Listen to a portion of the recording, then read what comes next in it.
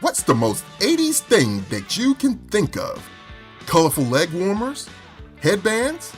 Odd slang like grody or tubular? Or pop metal bands with big hair and tons of makeup?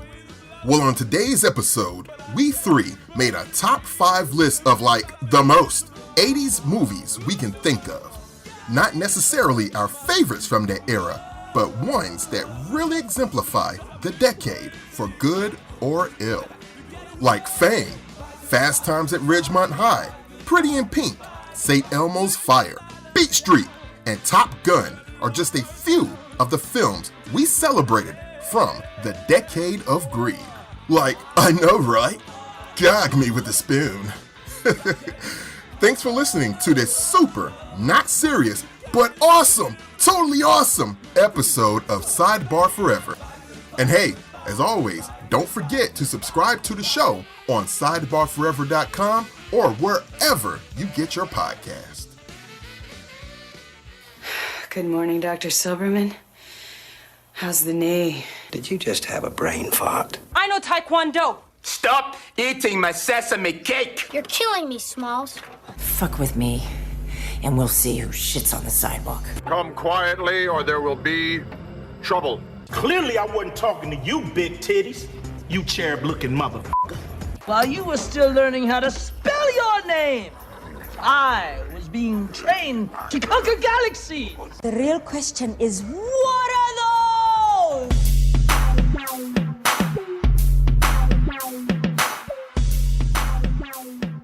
Remember on the last episode when I mentioned that, my wife will come in the room and be like, here you are watching old movies again? Yeah. She'll definitely do that with 80s movies where she'll come in and she'll be like, okay, this is some 80s shit. Yeah. Oh, yeah. Hey, man. You can just tell by the score, the background music, or certainly by the look and the fashion in most cases, that it's 80s. But but part of the reason I thought this would be a fun topic is we always think with social media that that the things that happen on social media are kind of fleeting, and everybody's on it and posting daily, sometimes hourly. So, things are perceived as not lasting. But I remember our friend, Laura Martin, colorist, award-winning colorist, Laura Martin, she was on social media and she posted, I think she was with her husband, Randy, and she said that they were out in public and they saw this woman with big 80s hair. Now, this was like 10 years ago. So this was like 2009, 2010, something like that. And they were saying, her hair is so 80s. And then I think it turned into a thing between them, on the way home where they were like, her hair was so 80s, her phone number is 867-5309. Or her hair is so 80s, Tawny Katan is in her music video. Or, her hair is so 80s, her headband is jealous of her leg warmers. Just stuff like that. and I thought that was, that's kind of an interesting thing. It's like something is so 80s, and every decade, kind of has its fashion and its culture and these visual touchstones that, hopefully will tell people what decade it is. And usually when you see movies that are set in the 70s or, in another decade, they're trying hard, but there are always going to be things that they miss or whatever. Cool. Yeah. So, we decided to put together a top 5 most 80s movies of all time. And these aren't necessarily our favorite movies, although in some cases I guess they might be, right? Yeah, of course. Sure. Yeah. Some great movies, and some may be favorites, but the point is not to pick your favorites. The point is to pick the movies that exemplify the attitudes of the 80s as a decade, the fashion, the sensibilities, the slang, the look of the TV shows or the look of the movies and how they're shot. Maybe even the politics to some extent. I think I'm going to touch on a little bit of that too. Sure. And cultural differences and things that were happening in culture and just kind of all of it. What really just oozes the 80s. Cool. Adrian, why don't you start us off, man? Okay. All right. Cool. Cool. And if I could say one thing, just in regards to this, it's interesting. If you look at movies that were made in like 80 and probably 81, a lot of them still have the sensibility of those 70s movies. You know what I'm saying?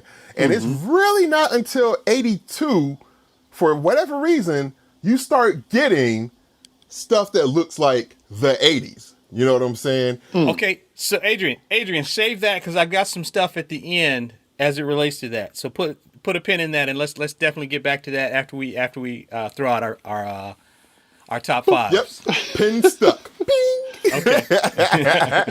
But speaking of 1982, my first pick actually is from that year, and that is going to be Fast Times at Ridgemont High. Okay. All right. That movie just screams from the top of the buildings, 80s. It just does. Yep. I mean, there's so many indelible parts about it. I mean, first off, you have Sean Penn playing the character Jeff Spicoli. Oh man! And I think exactly. And I think he popularized that surfer slang and that whole, oh man, righteous, oh Mr. Han. You know what I'm saying? Like when you think surfer, he started that.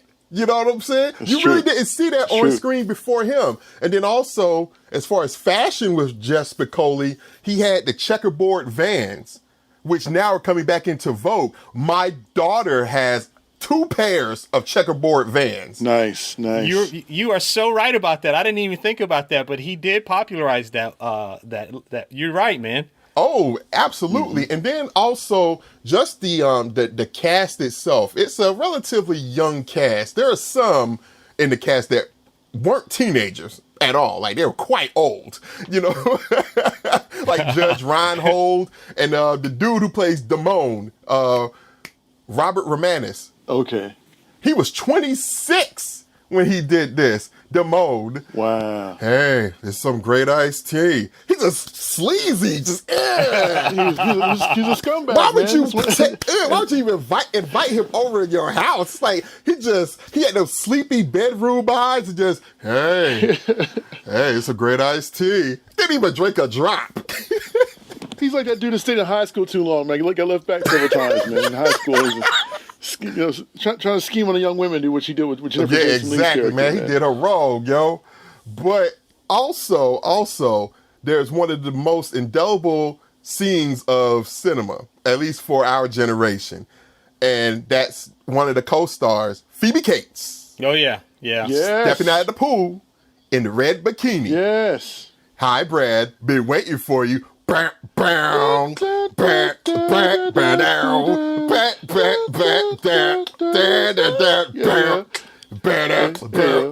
man, just woo. What's that classic line, man? I'd make her see God. Judge, wow. You know something? That was the perfect movie for Judge Reinhold. The perfect movie. Like, it's like Judge Reinhold can never stop smiling, even when he's supposed to be dead ass serious. That's true. Like he always has that perpetual smirk, like he's about to smile. Yep. Like, okay. But yeah, just that whole movie, from the characters, several of them become archetypes of characters that you will see in the decade. It's the archetype of the teen movie. You know, now there have been some before, like, you know, the Frankie and Annette movies, of course, Beach Blanket Bingo and so forth. Right. And I'm trying to think of any from the 70s, but definitely for the 80s and going forward, the cast of teens in school developed from this movie. You know what I'm saying? Another thing too with that is prior to the 80s, it was, if you saw high school students represented in movies, it was usually either the normal kids and then like the rebels and the tough guys. Yeah. Mm-hmm. Like those were the two factions. Either you were just a regular kid or you were a guy who wore leather jackets and slicked hair and you carried a switchblade and you cursed and you were probably going to be a dropout and everybody thought that you were a delinquent or whatever. Mm-hmm. And then, like you said, in the 80s is when you really started to see those other factions break off as well.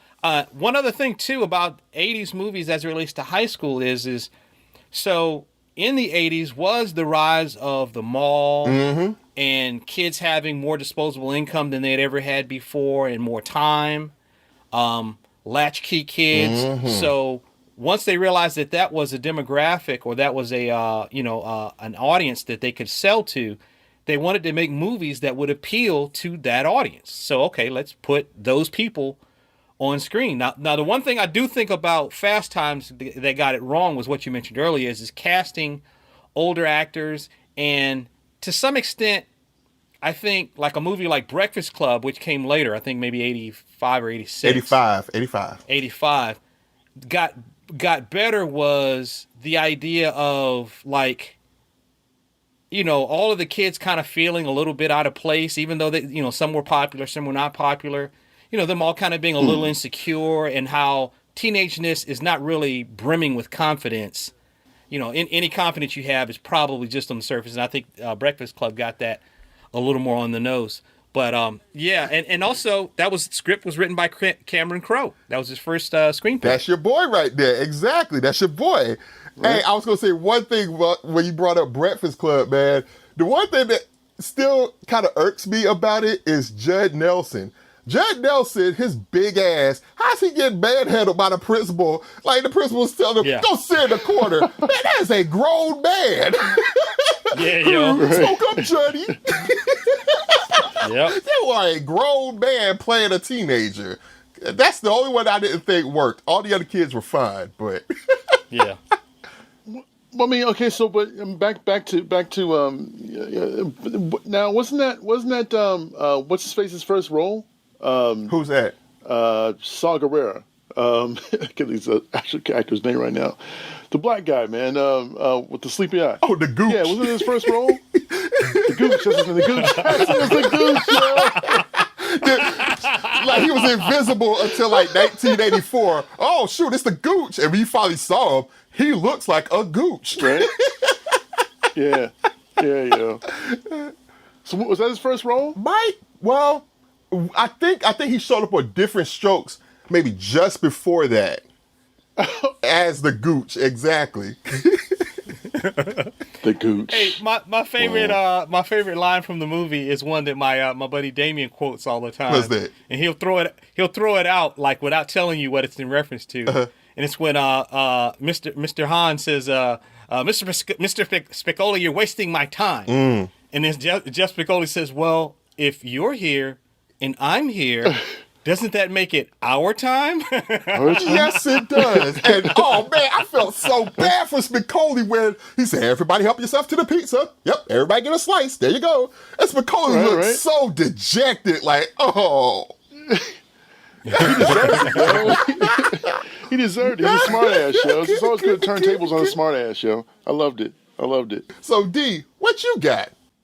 Man, so let's see. I guess this is going to go in order. I'll say the first one would be for me would be Flashdance. When I feel like 1983.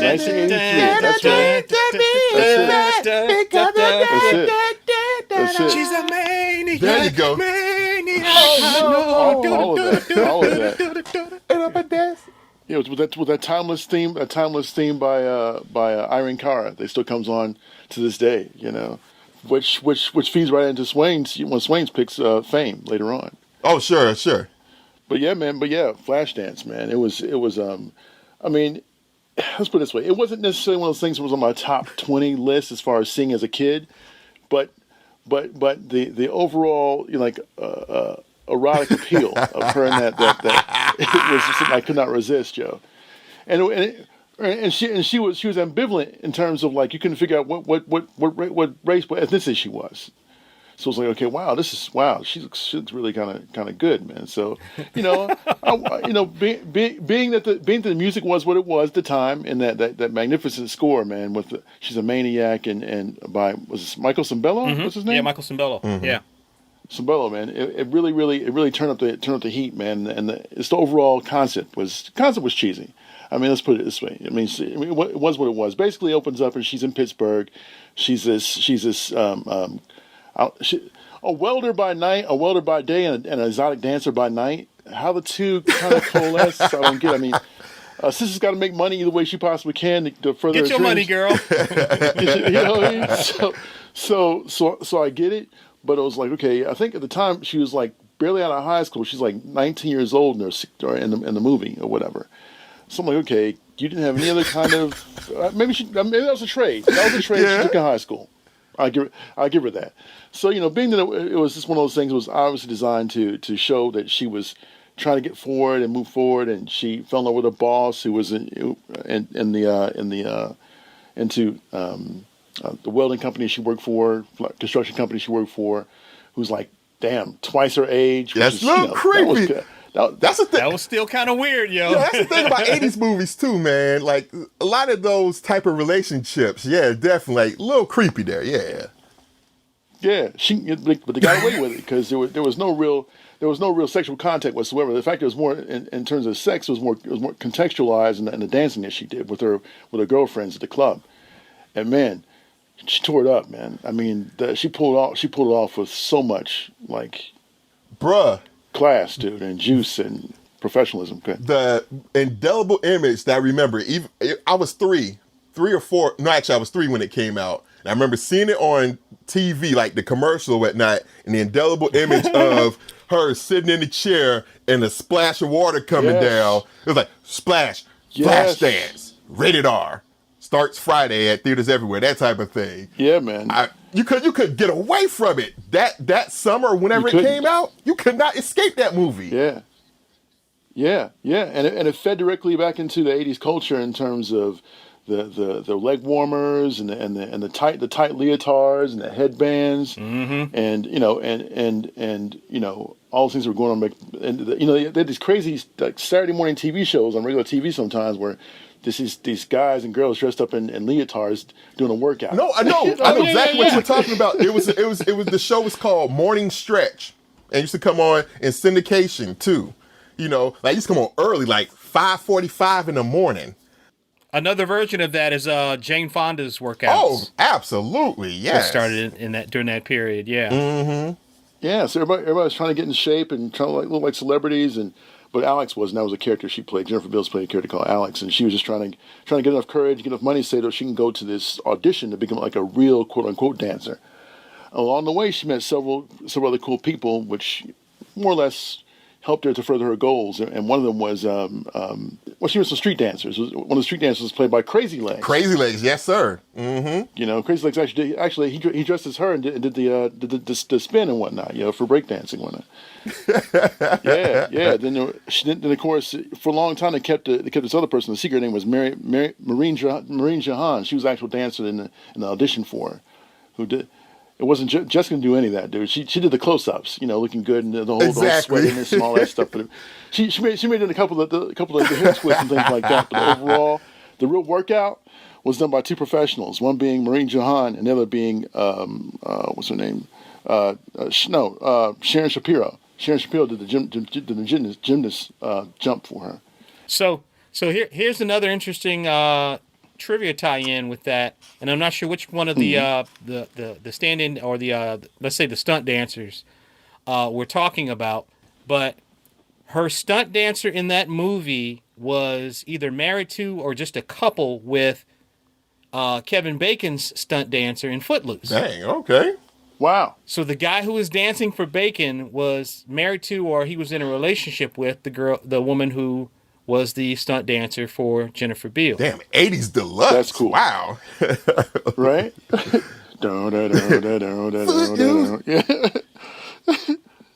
Yeah, man. One of the things that's kind of funny about 80s movies, man, is they ended and they would freeze frame. Yeah. And that would be the end of I love that, though. It's like... pan credits. It was cool. Yeah. Roll credits, No, you're exactly right. You're exactly right, man. I remember that too. Now, I definitely remember the music, because the music was integrated. Was indelibly connected to the images. Mm-hmm. So even like in Tommy Boy, when they're on the road trip, when Chris Farley and David Spade are on the road trip, And they stop at the gas station. He starts spraying with the hose. And Chris Farley goes, "He's a maniac, maniac." And you immediately knew where it was coming from. But as Dee mentioned, my choice is Fame, which came out in 1980. And also it actually featured not only a song from Irene Cara, but Irene Cara played a role in the movie. Right. Mm-hmm. She played Coco Hernandez. The original Coco Hernandez, who was that's right. She was attending a performance school, and it was a very multicultural place. There were blacks and whites, Latinos, and men and women, and gay and straight and bi, and just everybody. Some of everybody was there. But the thing that I remember about the movie, and I think what makes it really 80s, is of course like the leg warmers and the hair. And the emerging fashion at the time, the multiculturalism in a way to me kind of reflected like the top 40 of the 1980s. And Dee, you're old enough to kind of remember that period like I am. So like in the 80s, you had you'd have like R&B and soul stations. There's no rap. Mm-hmm. There were no rap stations yet. Yeah. Mm-mm. You had R&B and soul stations. You had rock stations, and then you had top 40 stations that came along in like 83, 84. So you might hear Lionel Richie and the Commodores, and then you might hear Patrick Swayze, She's Like the Wind, and then you might hear Electric Avenue and Pass the Dutchie and Aerosmith and Run DMC. You'd hear because it was just whatever was popular, and that kind of all that stuff, that was just popular at the time. Mm-hmm. So it was really kind of interesting, but one of the things about the movie that I think was really a standout is there were no stars in the movie. Mm-hmm. It was a big success, but there were no stars. There were no well-known names. The story itself, and really those big set pieces, those big dance set pieces, were really the stars. That's really what propelled the movie.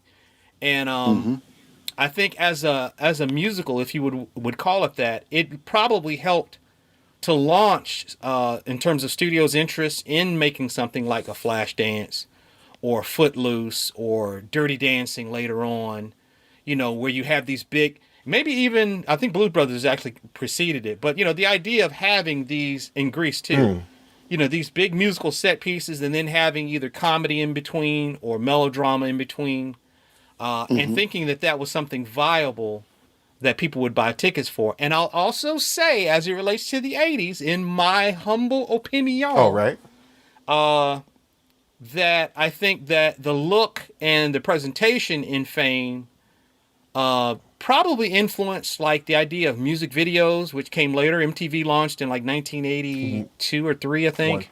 1981. 1981. So a year later. But the look of music videos and the idea of those mini clips kind of being glued together and calling it a movie, almost like it, in Purple Rain. We were talking about Purple Rain before we started recording, where these kind of performances with little bits of story kind of loosely thrown in there, in between. And then, we call it a movie, whatever. But I think, it's at the beginning of the decade, and it definitely feels like 1980s as opposed to some other movies that came out that year. But let's move on. Adrian, what's your next pick, dog? All right, man. My next pick is actually a combo, if I could be allowed that. They're both tied for this place. It's a double feat. All right. All right. So from 1984, we have Breakin' 2, Electric Boogaloo, nice, Beat Street. And the reason I paired them together is Beat Street. You got a heartbeat. Beat Street. The king of the beat. And see, rocking that beat from across the street. Beat you is a lesson too, because you can't let the street beat you. Bruh, do you know that my daughters absolutely adore Beat Street? They love Beat Street and Breakin' 2. Like I introduced those to them, and they love them shits. Okay. And I can't lie, I'd be sitting right there with her watching it too, because the reason I chose these two and I put them together is 1984, to me, that is a very magical year in my life. You know, that's the year I graduated from nursery school, and that was We Are the World. So much happened during that year, and that was the apex of the popularity of breakdancing, man. I mean, just it reached its apex as far as like you couldn't step over a sidewalk with somebody having a cardboard box or some linoleum, man. I mean, down here in the A, it was kids actually walking around doing that, like for real. I would go downtown with my mom, and they'd break out the cardboard and be trying to do it, almost breaking their damn necks, you know. There was a crew in my school, man. That was breaking, man, and had the shoes on that came off at the wheels. They could do the socks and do the back spins and things like that. So I remember that and very you well. know, the thing too is that both of these movies obviously have to do with breakdancing, and especially Breaking 2. There are numerous set pieces, you know, akin to Fame, of like where the characters will kind of pair off versus this other rival gang and have like almost a West Side Story type thing, but with dance. You know what I'm saying? And the stuff is pretty cool. Yeah. I like it. It's fun. You know, it's not meant to be more than that, you know? And plus, as far as like the fashions, you know, for Breaking 2, and this is the dichotomy. With Breaking 2, it's absolutely a Los Angeles movie. It's sunny. The colors are bright, neon, you know, everything is sun-drenched, you know, palm trees and all. And there's a specific style that they use out there, especially since you have, you know, Michael Chambers' Boogaloo Shrimp, you know, out there doing the thing. He's one of the pioneers of that style of breaking and locking, you know what I'm saying? So you got that West Coast thing, but with Beat Street, you get a taste that same year of like that New York style. So you got the New York Breakers, you got Crazy Legs, and Rock Steady Crew, Frosty Freeze. You know what I'm saying? All of them cats, you know? And so you get a taste of the fashions there too. Since it's more streetwise and in the city, you know, it's a lot more like windbreakers or like coats with the fur around the hood. You know what I'm saying? Kangos, gazelle glasses. Yeah, exactly. Shell toes. Shell toes with the strings untied. Yeah, exactly. And so you get a taste of, okay, this is how we do it on the East Coast. And it's a noticeable difference. You know what I'm saying? And it's like they're almost two bookends, if you will. And I think that might be why I like the movie so much, and my daughters just really, really enjoy them.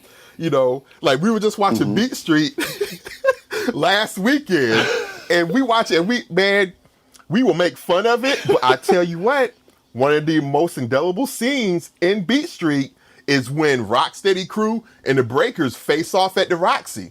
Classic. That made the movie. That made it. And then, you know, Crazy Legs ending the whole thing with doing his backspin and taking his Pumas off in mid-spin and standing up like, yeah! Man, just a fire-ass movie, man. I love them shits, man. That was You Got Served before there was You Got Served, yo. In a way, yeah. Adrian, which one had Sheila E. in it? That's Crush Groove. Neither one of those. That's Crush Groove. That's right. Body moving. Yeah. Holly Rock. Everybody want a Holly Rock. You sing. All you can eat. Do. Yeah. Oh, yeah. That's it. Hell. Fat boys. Yeah. 5 gallons of juice. That being a little chubby. That's it. Oh, man. All this stuff just coming back, yo. Man, yo. Yeah, man. But, yo, what you got, D? So, let's just say probably, I think one came before the other. I think Weird Science came out before. Weird Science. Bits and pieces. Which, so enough, man, that theme was done by Danny Elfman. Yes. Of Oingo Wait a Boingo minute, fame. so time out. So Danny Elfman, he was a part of Oingo Boingo? Yes, sir. Oh, I never knew. And tying back to my first pick, Oingo Boingo had a song that ended Fast Times at Ridgemont High. Goodbye, goodbye, goodbye, goodbye, goodbye. There. Oh man, that's cool. Go ahead, D. I'm sorry, man. Yeah, man. So you're good. You're good because Danny Elfman is, as we know, as part of one of our favorite categories of all time, comic book movies. He submitted that, man, with Batman being the first one to do the first superhero movie. So, yeah, I mean, he gets enough respect. But yeah, so what can we say about Weird Science, man? You know, it was funny. It was raunchy. It was funny. It was raunchy. You know, you had the one of the most magnificent women of the time, the most gorgeous looking woman of the time, Kelly LeBrock. Oh yeah. Oh yeah, dog. But boy, seriously, before she ran into Hard to Kill, Mr. Under Siege, Mr. Under Siege, yeah, and she played what was her character? She played Lisa. Now, for those unfamiliar with it, which I'm sure everybody's familiar with it by now, this is we're talking about the '80s after all. She was a composite of all of a boyhood's fantasies. She was basically a Barbie doll they put on a computer, hooked up to a modem, hooked up to electrical TV, hooked up to some electrical systems, with this really, really bad CAD program that turned her into a real creature, you know? Right. And she became like their I guess mintress, for lack of a better term, of how to deal with women and not to be afraid to take showers, and how not to be afraid to take showers, how not to be afraid of the opposite sex, because these guys were quote unquote the nerds. Nerds. Who were the stars of the movie? Kelly LeBrock was Lisa. You had, but you don't hear about him anymore. This guy named was Ian Mitchell Smith was Wyatt Donnelly. My man Anthony Michael Hall. Chet. Oh, okay. Well, Chet. Okay, of course. Anthony Michael Hall, of course. His name was Gary, and then you had Bill Paxton was Chet. It was the asshole brother who was from the military. He was like, you know. And you had of course Robert Downey Jr. and one of his fledgling roles, man. And but it's a great cast, man. They did a lot of, like, because it was weird science. They took a lot of science fiction cues too. Like there was a point where, like they broke open a portal or some shit, and all these weird like Mad Max bikers came in there, and you know, and your boy was in there, man, from Mad Max show. Bennett. Oh really? Bennett was Bennett. You know you want to stick it. You know you want to stick it in. It's like, what? I'll get you, Matrix. I'll get you. I'll kill you. Yeah, yo, he was in there too, yo. And but I mean, yeah. So it was a great movie, man. It was a great movie. Fashion was definitely an 80s flick. So what's yours, Swizz? So my next choice is probably going to be 1983's War Games. Yeah, I love that movie. Yeah. Global nuclear war. Yeah, yep. Starring Matthew Broderick, Ali Sheedy, yes, Dabney Coleman. You know, Ali Sheedy goes on after that. She's in Breakfast Club. This movie launches Matthew Broderick as a star. After this, he becomes Ferris Bueller and becomes a superstar, basically, or really a major young star at that time. And Ali Sheedy and Dabney Coleman both worked a lot in the 80s. I think Dabney Coleman was in 9 to 5 toward the end of the decade, and you know, just a really funny character actor. But I like the movie because I remember this one kind of speaking to me in terms of, like, you know, nerdy guy in high school. You know, all the early computers, you know, Commodores and floppy disks and Commodores, yo. You know, video games and arcades, and, you know, teenagers kind of being obsessed with video games, and that kind of being something that, you know, took up a lot of their time instead of, you know, playing, baseball or sports or anything like that. And plus the movie, you know, the story plays on the idea that, you know, we were always in the 80s, you know, feeling like, and maybe we probably were, but, you know, on the brink of war with the Russians. You know, so Broderick's character, I think his last name was Lightman. He plays a guy in high school. He's kind of a hacker. He hacks into the school computer and changes his grades and changes grades for his friends. And then he plays video games, and he ends up tapping into some government computer and NORAD, yeah. NORAD, yeah. And the computer doesn't know it's a game, and so he almost basically starts, you know, a world war, a nuclear war. with the Russians. And so there's kind of a countdown. But anyway, there are lots of elements to it that put it squarely in the 80s. But I like the fact that, Matthew Broderick, comes out of this movie, and Ali Sheedy comes out of this movie. And really, this just the kind of the early computers and the video games really kind of reminded me of being in high school and in that period of time, and people having what they thought was a kick-ass video game, and in comparison to now, it's like, what the fuck? No comparison, sir. Hey, man. Yeah, it was like cave drawings in comparison to like Photoshop. It's just like, you thought this was hot, and even Coleco even released that same year. They released a War Games video game. Yeah, yeah.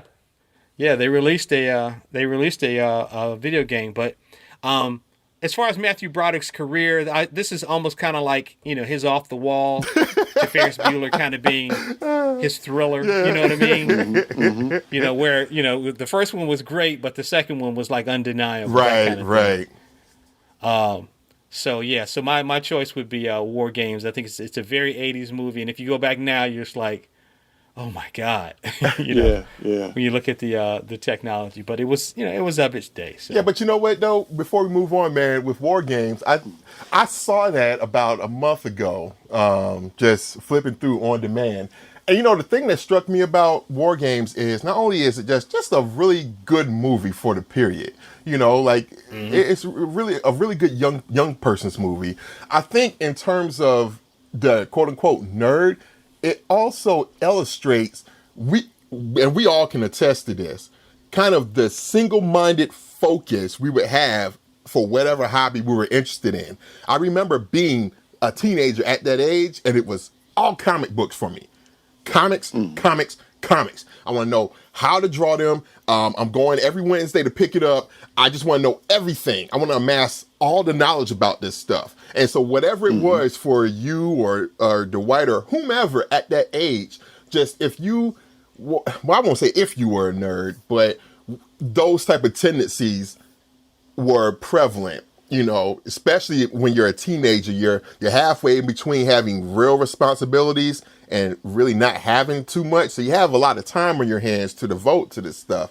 And I thought that they really put that very prevalent, in Broderick's portrayal. Like, he skipped school to find out what the password is so he can break into this computer. He could play this game. I mean, he's shirtless. He's laying on his bed with printouts just strewn all over. Ali Sheedy comes in. It's like, I haven't seen you at school in 2 or 3 days. What's going on? He's like, oh, I'm sorry. And he puts on his shirt and they say whatever the scene is. But yeah, I just thought that single-minded focus that really at that time in your life as a teenager, that's one of the few times in your life that you really can devote yourself to that. And I thought that was excellent, presented very excellently in War Games.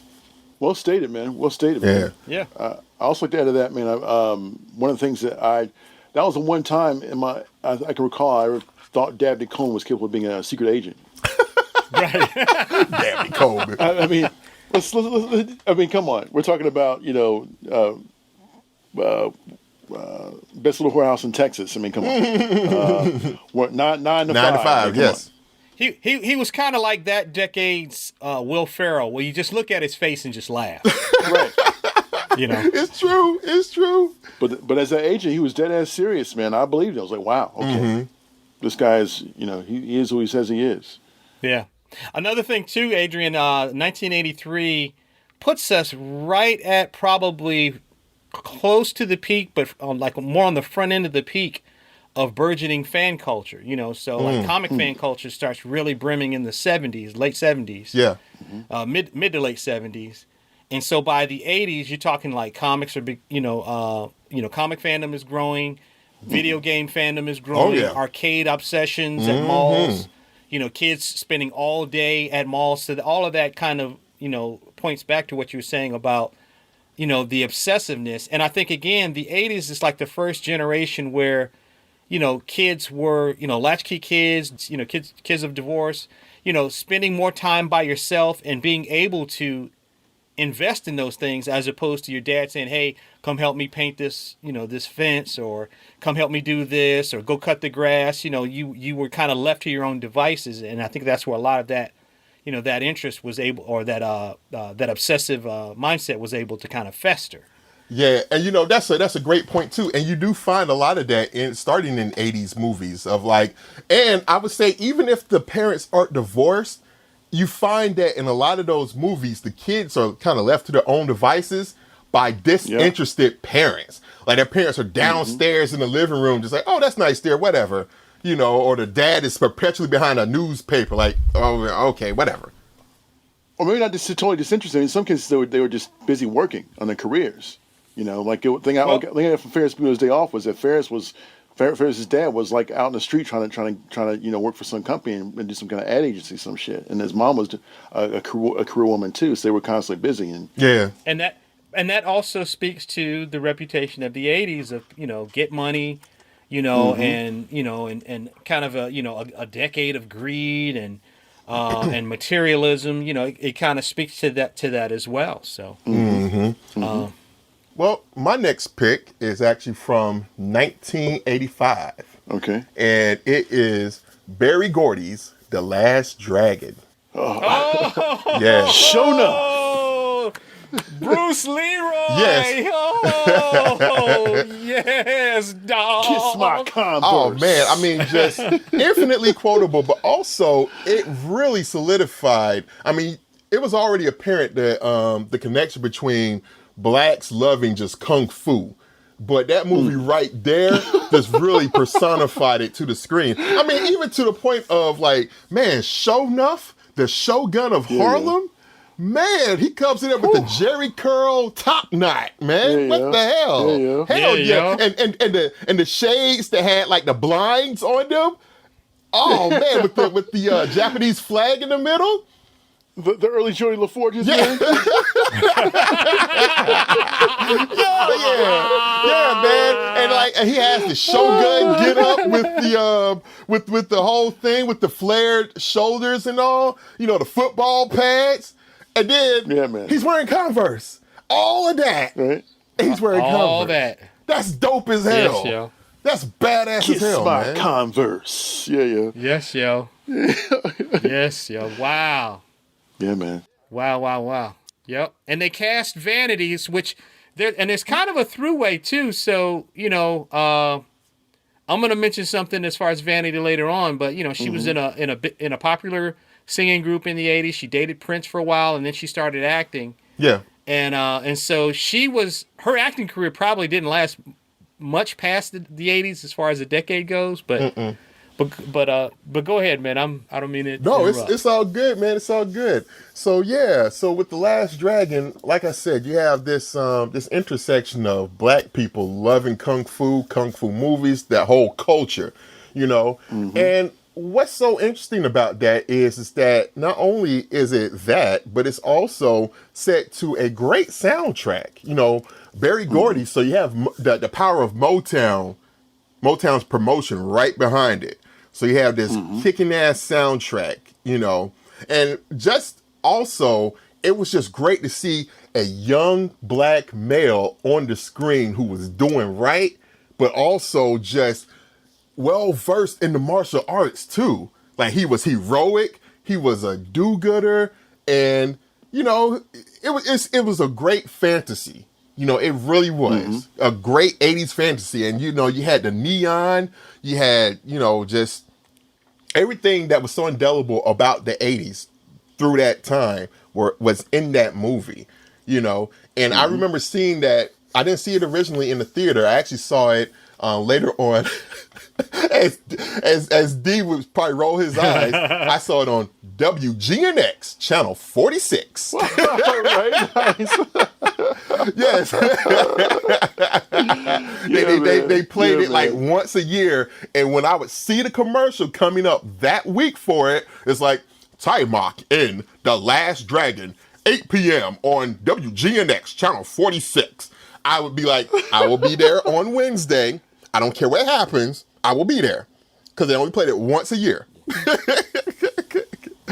Man, Man, bro, I gotta tell you, man, this is a segue and maybe later on, a little hint to what we're gonna do later on. But one of the things I'm most thankful for, man, is no more freaking appointment television, man. Oh yeah. The fact I can set my own schedule and watch when I want to watch it, you know. I don't have to be there like, okay, 8 o'clock on Monday night, you know, I got to be in front of television to watch this show. So, no, if I miss it, I can catch it later on once it plays the first time. It's already there on demand. Just in terms of that, man, you know, that's the other thing about growing up in the 80s too, like, you know, just really having to wait a year to watch certain movies, man. But that was the thrill of it. That was the thrill of it, man, for real. Yeah, like, oh, shit. Part of it. Ain't it about time for them to play Last Dragon again? Isn't it about that time of year? I would think that sometimes as a kid. They haven't shown that in a while. Wow. They slipping. Yeah.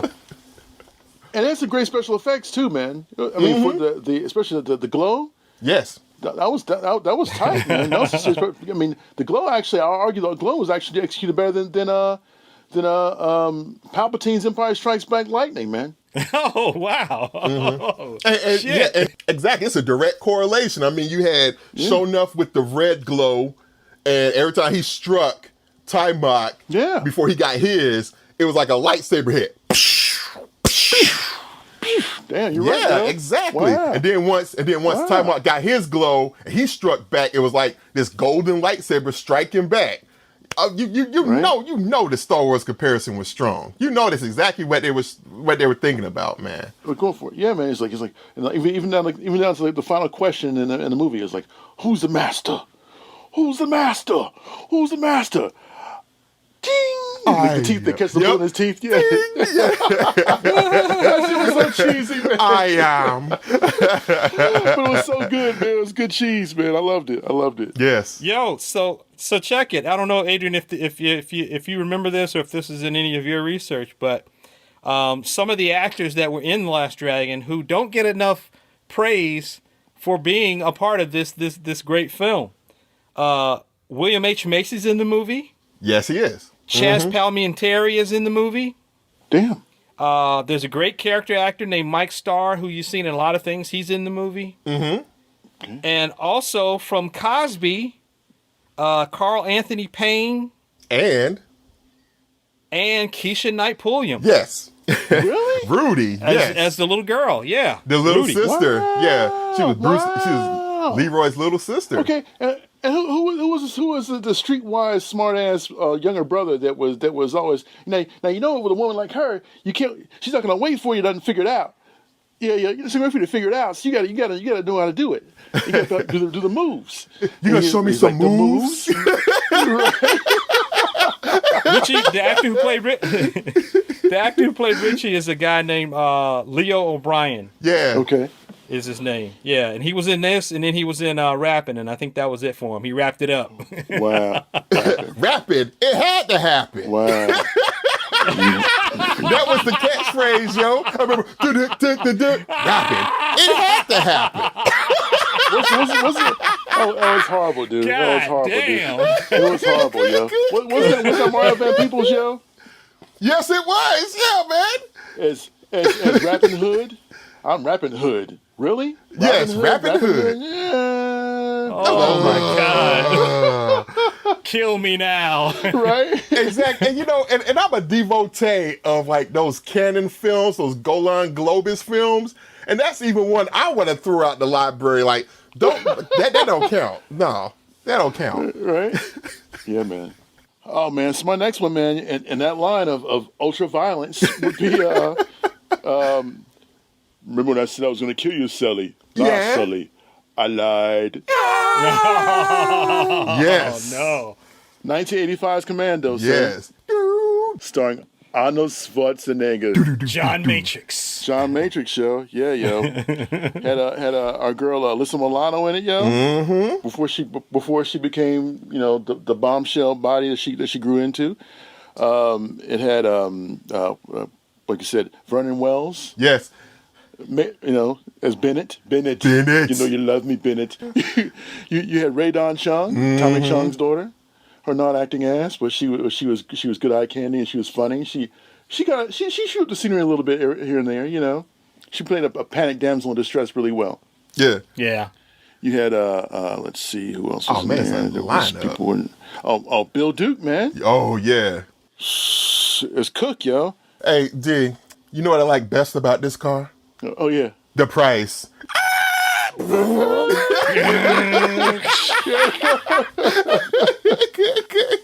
and you mentioned him earlier as Sully, Patrick Kelly. Yeah, man. Whew. Yeah. It's like, so Patrick Kelly has played like 1, 2, 3 iconic 80s characters. Sleazebags. Yeah, but the other person who I think can maybe match him with like just indelible, unforgettable characters is and I forgot the actor's name who played the principal in or the detention guy in Breakfast Club. Paul Gleason, but he was also in Die Hard. Yes. And he was also in Trading Places, and he played like just an A1 prick in everything. Yes. That's true. That's right, Dwayne. You're causing a ruckus. But yeah, man. So what's to be said about that movie, man? Oh, it was just great, man. It was weird, man. It was like one of the things we talked about too, thematically, was doing a film that was basically done inside of a 24-hour period, inside of a day, and this was that. Mm-hmm. He was on a. It starts off where Arnold doing his Arnold thing, being a superhero. A believable superhero. You need the believable feats of that was his genius, was he did believable feats of physical possibility that you believed he can be accomplished by a human being's body. It wasn't as much the look of it that was 80s. I think it was more a question of like the vibe that was 80s. It was very very kinetic. It started. It was a rapid plunge from beginning to end. It was definitely like an 80s action movie. Whatever that feels like, whatever it sounds like, whatever it looks like, that's what it was. And so,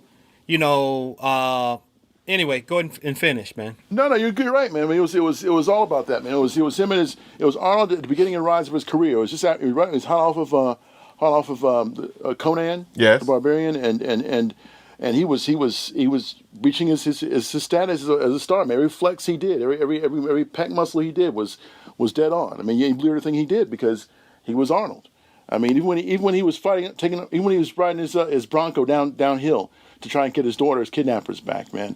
He believed all that shit. He probably was like 20 or 30 different Broncos because special effects weren't that great back then. He probably had like at least like 40 series different cars like tore up at the end of the situation because they're all damaged from going downhill.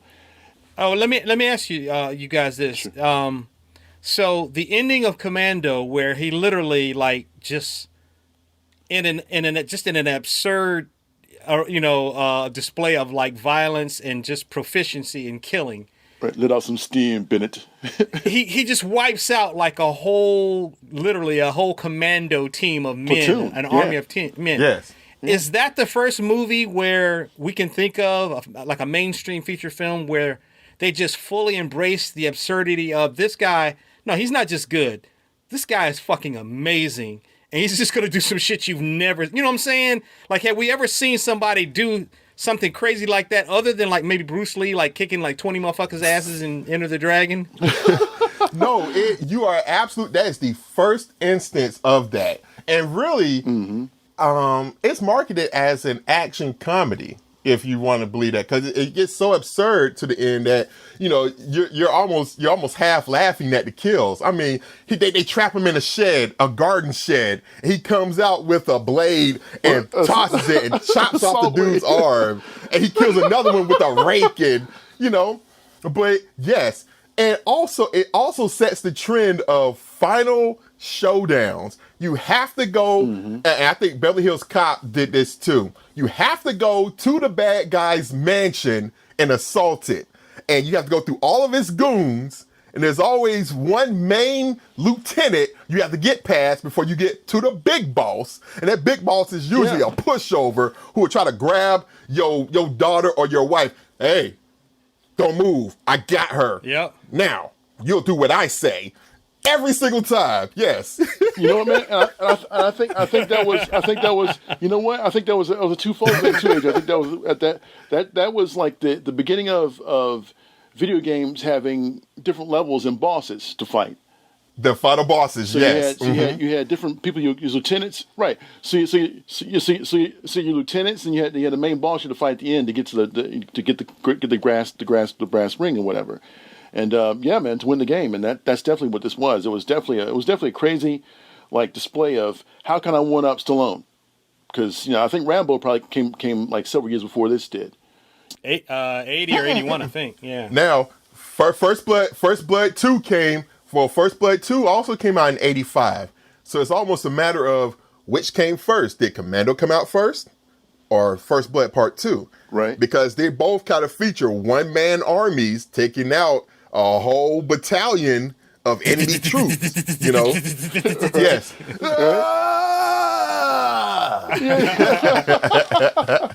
a twist lip and everything, man. Exactly, man. But yeah, it was great, man. It was a great fantasy romp of, like you said, of comical, physicality, and you were always rooting for him to get to his daughter. So I loved it, man. It was a great movie, man. Like I said, a lot of one-liners. I mean, it was Arnold Schwarzenegger at his best, man. You know what, D? As it relates to the one-liner thing, that's what I was going to say. Is Commando is probably one of the real mile markers for the rise of the 80s one-liner, where it was fully embraced, and the filmmakers and the actors kind of knew that this was something that people would look for, so they played into it. So, like what you mentioned earlier, where he's holding Sully, and he says, Sully, remember when I told you I would kill you last? Yeah. I lied. And then he drops him. Yeah. And then he goes back to Ray Don Chong's character, and she said, what happened to Sully? And he says, I let him go. And then he tells Bennett later on, let off some steam. So he's dropping them. Yes. He's dropping them like he's making it rain as far as those one-liners go. He really was, man. And that was really the kind of the one of the bigger movies where it's like, okay, we're just embracing all of the absurdity and all of the ridiculous of this, and it's still cool as hell. Yeah, man. And one last visual thing that really got me into it was when he's in the mall and he picks that dude up in the frigging phone booth. Yes. And body slams the freaking phone booth dude. I'm like, if this is not some superhero shit, all I was picturing at that time, honestly, was Colossus show. I was like, okay, this if Colossus could be a real person, Arnold Schwarzenegger needs to be Colossus in one of my versions of the X-Men. But yeah, so on to the next show. So Swain, what you got? I'm going 1984. Okay. The classic. Okay. Beverly Hills Cop. Yeah.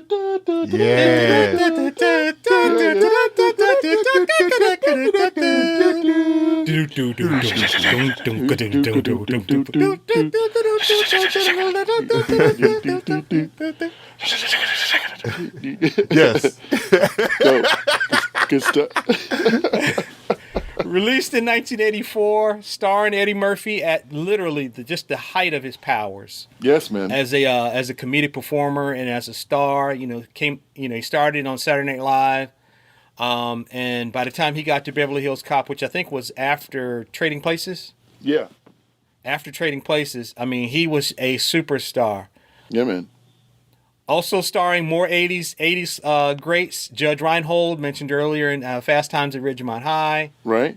Ronnie Cox, a.k.a. Bogomil, a.k.a. Cohagen, a.k.a. Cohagen. Yes, yo. Bronson Pinchot's in the movie, plays Surge. Yeah. And then he went on to Perfect Strangers, which was a big show in the 80s. And maybe even went to the 90s, I'm not sure. It did. Mm-hmm. Paul Reiser's in the movie, has a bit part. He was a big 80s player, stand-up comedian, and then became an actor. Yeah. And a cameo by Damon Wayans. Oh, that's right. That's right. Yeah. Working the buffet. Take one. But I love the movie. I love it's very 80s in the sense of like the Jenny Summers character, which is so funny. Jenny Summers. Wow. Jamie Summers. Played by Lisa Eilbacher. She had the 80s hair, the fashion. They even threw in the classic 80s strip club scene, which became a staple later on. Yes. Oh, that's indelible. Yes. And then we mentioned Vanity earlier. They were playing Nasty Girl in the club. Mm-hmm. That was one of the things that I thought was so interesting. They were playing Nasty Girl in the club. Yeah. But Eddie walking down the street in Beverly Hills and he sees the Michael Jackson lookalike. So that's kind of another meta 80s thing there. Mm-hmm. And then this is really like the rise of the soundtrack. Mm-hmm. The soundtrack being epic, and then the movie being epic. So, you had these huge songs from Axel F, which we were all singing and humming earlier. Mm-hmm. The Neutron Dance by the Pointer Sisters, which they play at the very beginning during the cigarette truck heist. Mm-hmm. Stir It Up by Patti LaBelle. Mm-hmm. Oh yeah. Eddie he really dominated the 80s. Trading Places, 48 Hours, Beverly Hills Cop 2. We mentioned Trading Places, and then Raw came out in the 80s as well. Yeah. So I think it's great, and I think that it's just a perfect time capsule of 1984, which is the year that I remember extremely well. Absolutely. So. I totally agree, Swizz, and that's one of those movies that, for lack of a better word, man, I really like to call that movie magic, man. You know what I'm saying? Like that strip club scene with them drenched in red in the club and Nasty Girl is playing and they're just sitting there kind of bonding. Yes. And then, and then Eddie, Axel sees the two dudes walk in and he's playing it off, man. He's like, see them dudes over there in that coat? Yeah. In a little hot. You wearing a coat like that in July, right? And that's that bonding moment that you see in a lot of 80s movies. Like you see it in Lethal Weapon. You see it in a lot of those buddy cop movies where there's an instance where, okay, I'm going to trust this guy. I'm going to trust his instinct. And it looks like he was right. So now we bond even further. And that's what that scene is. But it's just magical to me. The whole energy, the soundtrack, just everything about that movie. And 1984 also, like I mentioned earlier as well, that was a great year for me, even as a very, very young kid. I remember it very well also. All right. Well, I'm turning it back over to you, Adrian. All right, cool. My next to last pick. We're winding down here. Okay. My next to last pick comes from 1986, and that is John Carpenter's Big Trouble in Little China. Now, you want to talk about just a archetypical 80s movie? This has everything. Martial arts, great special effects, comedy, action, crazy ass monsters. Just there is so much in popular culture that comes from this movie. If it's not the quotes by Jack Burton, it's all in the reflexes. Or one of the three Storms, who was later turned into Raiden in the Mortal Kombat series. Just so much. And then also Carpenter's direction and the art direction too. Neon, it looks like a mall. Like the final layer, it looks like a shopping mall with escalators and the neon and everything. Oh, it's great. It's great. And then they even fit in a video game analogy. When David Lopan and the other wizard that's on the side of Kurt Russell, they do their thumbs like joysticks. I was like, wow, they're playing video games. It's just great. And the soundtrack too. Like, it's just wacky, but it's fun. Like, that's one of those movies that's also magic to me, man. Like, it's a feel-good movie, it's an action movie, it's a comedy, and you just leave out of it with a smile on your face, man. Yeah, man. It had a couple of good characters, a couple of people which are worth mentioning there too, man. In particular, Kim Cattrall, of course, from Porky's fame. Yes, right. Later on, Sex in the City, but yeah, we knew her from Porky's, yo. From Porky's, yo. And yeah, man. And she came on there, man. She's gorgeous, and she chewed up scenery, dude, for me personally. And there was a couple of things which stood out for me too, like like you said, the lighting was incredible. Obviously, there's a lot of wire work involving the three storms. You know, the whole action. Yeah. Oh, the little wizened old man, who's like, you know, he's like the grandfather. He's like he's in a lot of different movies. He's in Golden Child too. I can't think of his name right now, but he was. Like his he sure was. Mm-hmm. You know, I can't think of his name, but you know his face exactly. Yeah, you know his face, man. Yeah, he's like one eye bigger than the other to some degree. Another thing too about Big Trouble in Little China, I think it's funny that you would choose Last Dragon and this movie because they feel the same in the sense that it's kind of like an adventure fantasy. Mm-hmm. You know, in a way, and the kind of, you know, magical elements to it. Yeah. But also too, one of the things that I really liked about it was, you know, there's a lot of really great Asian performers in this movie that we saw in tons of other films, character actors and stunt performers. Al Leong is in this movie, James Liu, and George Chung, who went on, you know, he's done tons of things as well. And I think this was before Tango and Cash, right? Yes. Oh yeah. Yeah. But it was setting Kurt Russell up to kind of go into that Tango and Cash era. And just in terms of, you know, because he was rocking the mullet. You know, I wasn't quite a mullet, but you know, he had long hair, and it definitely was, you know, it was mulletish, if you will. Right. No, it was kind of a mullet, yo, especially in the back, yo. It was kind of a mullet. Yeah, it was kind of Yo, yeah. It was a pre-mullet, yo. Pre-mullet. Oh man. But go ahead, D. So I'm okay. I guess I'm not sure which one came out first. So I'm gonna go with I'm gonna go with Pretty in Pink, man. Okay. Yeah. You know, one of my favorites of all time, man. It's that quintessential boy meets girl from the wrong side of the tracks. They fall in some kind of pseudo love for each other. It's based on attraction. For him, it's based on when I can get this and keep going on because, you know, it's kind of weird, man. Because the idea back in the day was that, you know, you sleep with a girl from a lower class, but you marry the ones that are upper class. And this is pretty much, it was that same kind of mentality that was being brought up. And in the very beginning, this stars Molly Ringwald, who plays Andy. In the very beginning, she's approached by Steph, who's played by, you know, James Spader, who's one of my favorite actors of all time, or that era. And he approaches her for, you know, why can't we get together and do something? You know, he's a Richie, but they call him Richie. He's a rich kid. Why can't we get together? And the entire time, you know, he's doing that outside of his normal clique. He's a rich kid, and she knows that he's just after the hunt. You know, she's just trying to get a piece and keep stepping. You know, she's not really into her for anything else because he sees who his girlfriend is, and she's one of these society chicks who you know is part of the Glee Club and part of the you know the pink sweater club and the, you know, all the best dressed and things of that nature. So he would never stay with her. You know, he would just want to use her and keep moving on. And so let me ask you guys this: what do you guys think? Do you think what is peak Molly Ringwald in the '80s? Is it Beverly Hills Cop? Is it Breakfast Club, 16 Candles, or Pretty in Pink? I would say 16 Candles. Yeah, and that's the common consensus, man. For me, I mean, for it was Pretty in Pink. I watched 16 Candles.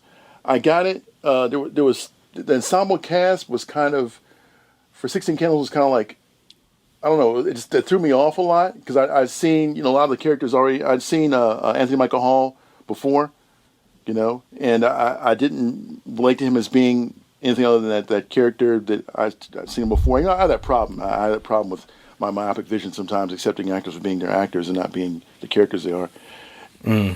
So for me, it was definitely, and I thought thematically stronger. Pretty in Pink was stronger than the other two. You know, yeah, man. So it was a great movie, man, and to me, one of the best soundtracks ever, dude. I know Swain hates it, but orchestral maneuvers in the dark, man, playing "If You Leave." No, I like that. Okay. There's another song in there that she didn't care for. I forgot which one it was, but it had people. It had cameos from Dweezil Zappa in it. It was Frank Zappa's. Oh wow, I don't remember that either. Wow. Frank Zappa's son was in there. But yeah, great cast, man. Great cast and great ending to the movie. It's like If You Leave, and it's like the ending credits or the ending song was very very much a thing which basically said the problem, Andy, was I never stopped caring about you, is that you didn't believe in me. It's like wow. Dang. Which is some bullshit, because in actuality he's the one that didn't return her phone call.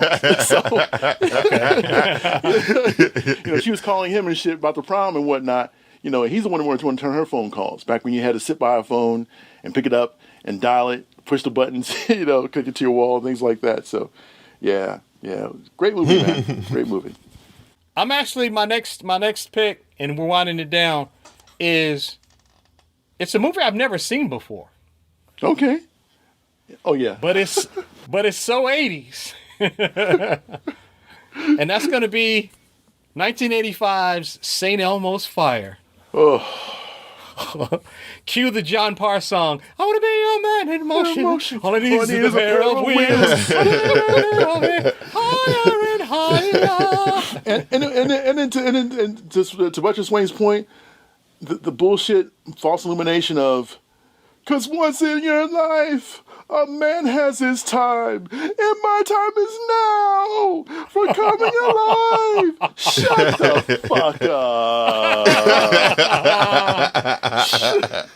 That was some utter garbage. Go ahead.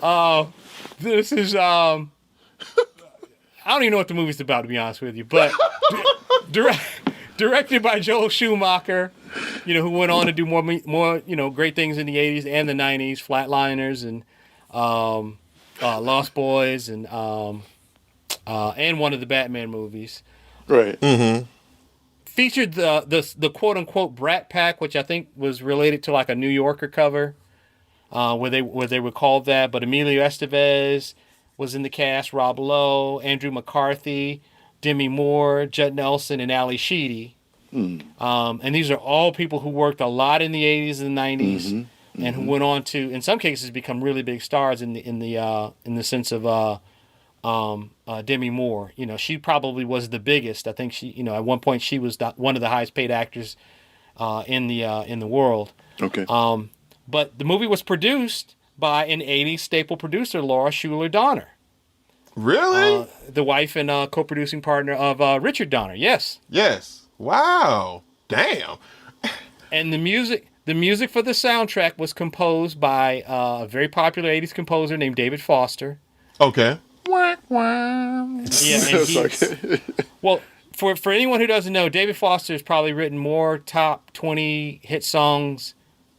He wrote Through the Fire for Shaka Khan. He co-wrote all that Chicago stuff in the 80s. He co-wrote After the Love Is Gone for Earth, Wind, and Fire. Yeah. Dang. He co-wrote To Be Real. Don't. Yeah. Get out of here. No way. Absolutely. I kid you not. I shit you not. I shit you never. I shit you negative. But he co-wrote that song with the singer John Parr, Man in Motion, which was the big song from the soundtrack. Wow. But it's a very 80s movie. And even though it's not even considered a very good movie, it has a medium score on Rotten Tomatoes, and people don't speak of it fondly, but it definitely exemplifies the decade and launched a lot of 80s stars, and not launched them, but definitely cemented and took advantage of a lot of 80s young 80s talent. So, but Adrian, go on and bring it home with your last pick, man. All right, for my last pick, this is from 1987, and it is Oliver Stone's Wall Street. Now, the reason I picked this is that Oliver Stone is actually one of my favorite directors of the decade. He had, if you think about it, he had back-to-back hit movies. He had Salvador in 85, Platoon in 86, and then you have Wall Street in 87. And the thing about Wall Street is, it's so indicative of the yuppie culture, that New York yuppie culture of the mid 80s, man. And, it stars obviously Charlie Sheen as Bud Fox. It has Michael Douglas as the just Gordon Gekko. Just the archetypical corporate raider, the archetypical master of the universe, so to speak, which is what those guys were calling themselves. You know, and you know, it also starred Daryl Hannah as the love interest of Charlie Sheen, and also starred Martin Sheen, Charlie's father. Very good movie. He played his dad, didn't he? He sure did. Yes, of course. Exactly.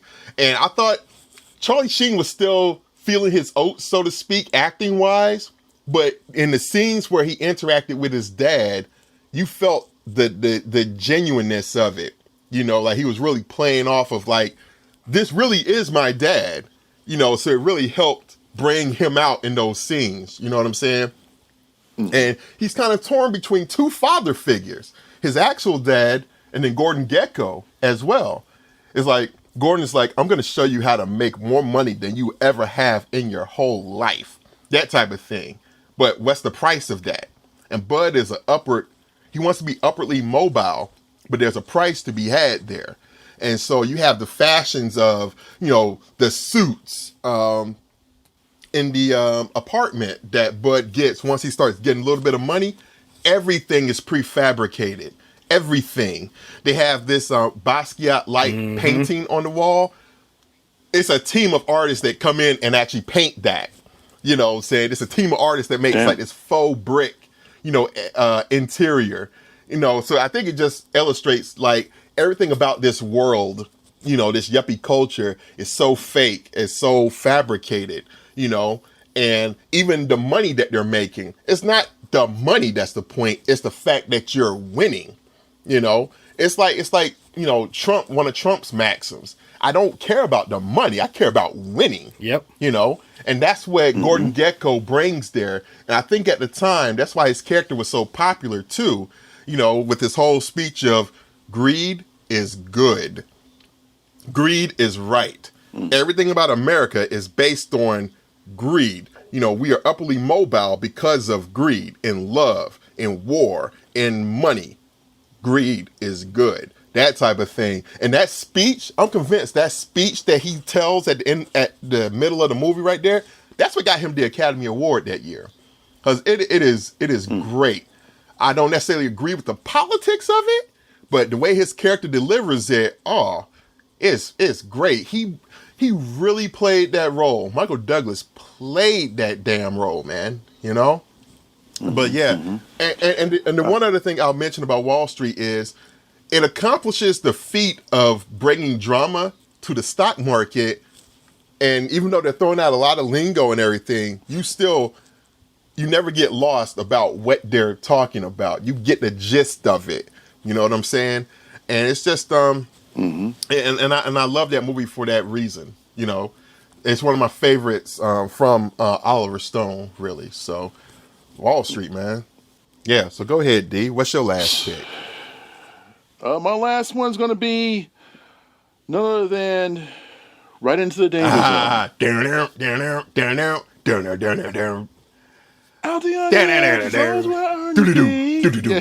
Top Gun, man. Was that Top Gun on your list originally, D? Yeah, Top Gun's on my list, yeah. Okay, I sent it on. It's part of it was my last pick, too. That's so weird. Oh, yeah. Well, y'all team up on it, yo. There you go. Nice. Okay, well. Go ahead, brother. Go ahead. Well, Top Gun, produced by Don Simpson and Jerry Bruckheimer, 1986. Simpson, Bruckheimer. Choo. Yeah, man. An incredible combination, man. With a fantastic soundtrack, man.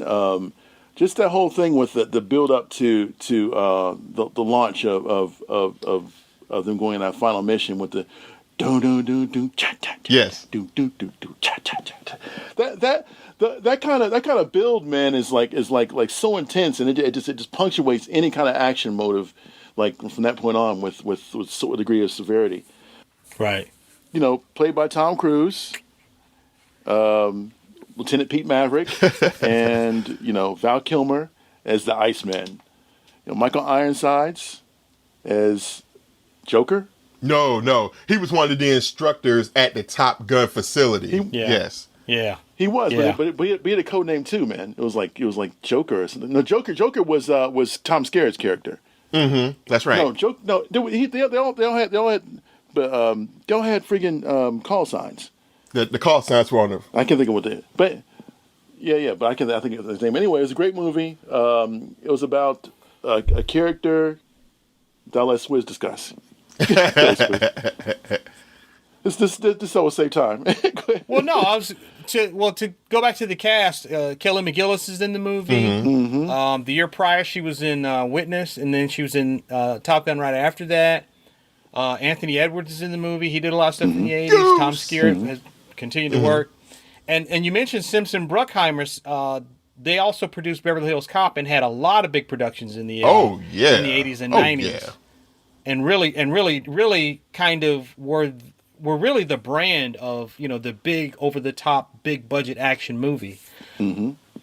Directed by Tony Scott in his signature smoke everywhere on Orange the set. sunset, just Orange sunsets and smoke and this is the first generation Tony Scott before he kind of became like Tony Scott on techno cocaine, Tony Scott later on and kind of schizophrenic and Tony Scott later.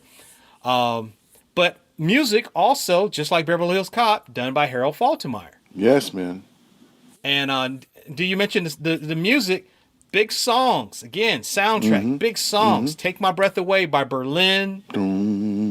Danger Zone by Kenny Loggins. Yes. And it had a catchphrase. What was the catchphrase?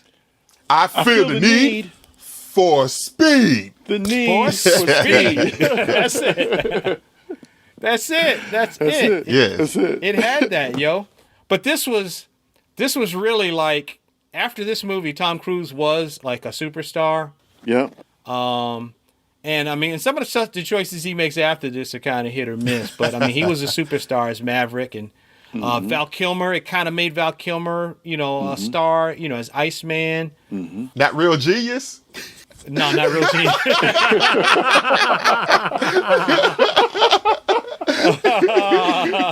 Oh man! Oh shit! Not Batman Returns.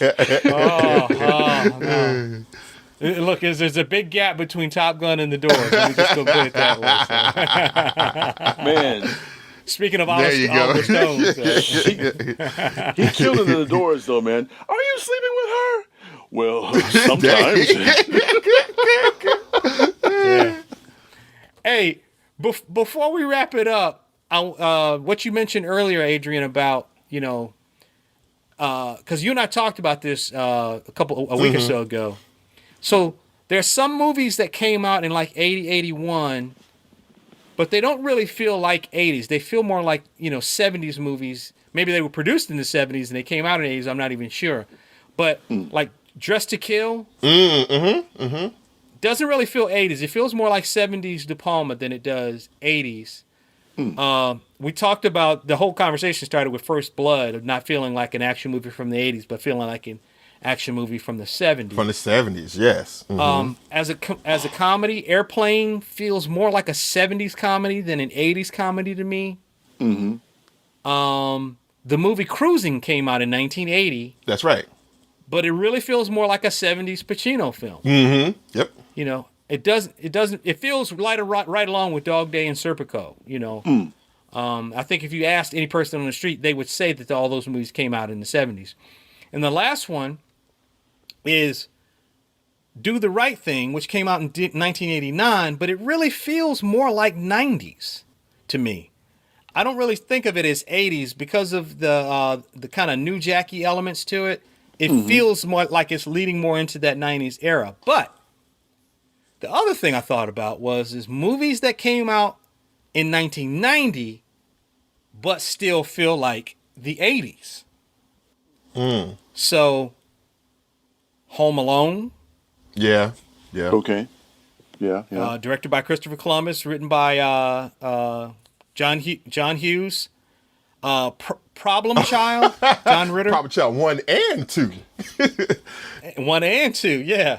Those felt like 80s to me. I don't know if you guys feel that way.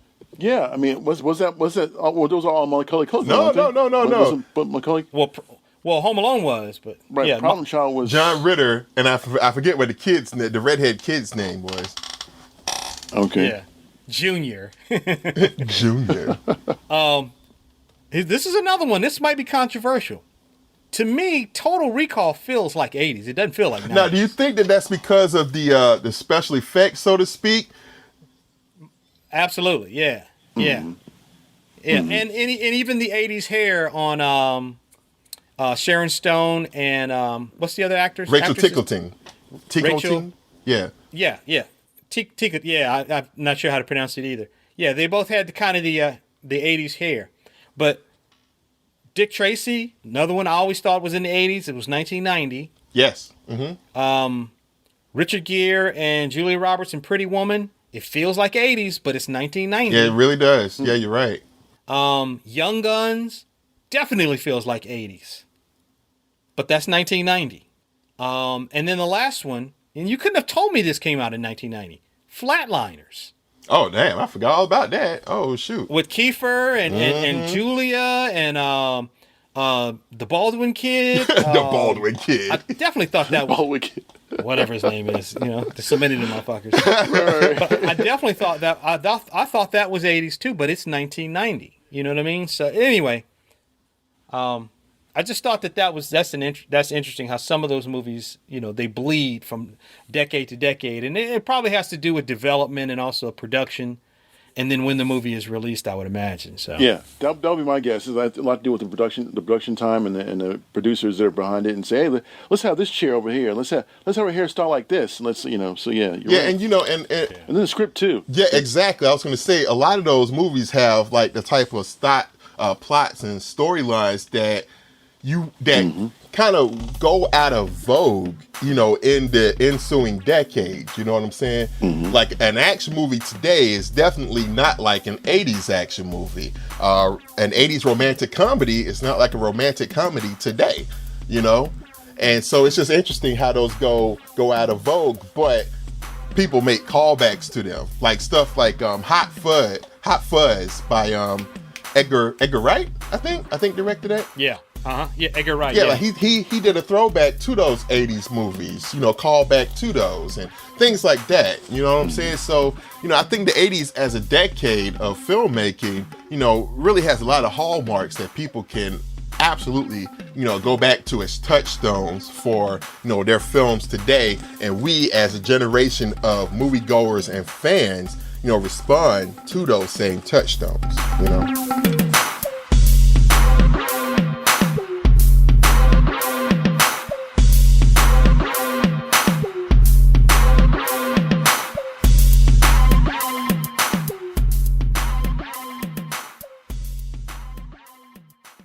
That concludes this episode of Sidebar Forever, hosted by Dwight Clark, Swain Hunt, and Adrian Johnson. You can find us online at sidebarforever.com. Any emails or questions can be directed to us at sidebarforever@gmail.com. And also, subscribe to us on social media. You can find us on Facebook, Twitter, YouTube, and Instagram. Sidebar Forever is copyright 2020. Dwight Clark, Swain Hunt, and Adrian Johnson.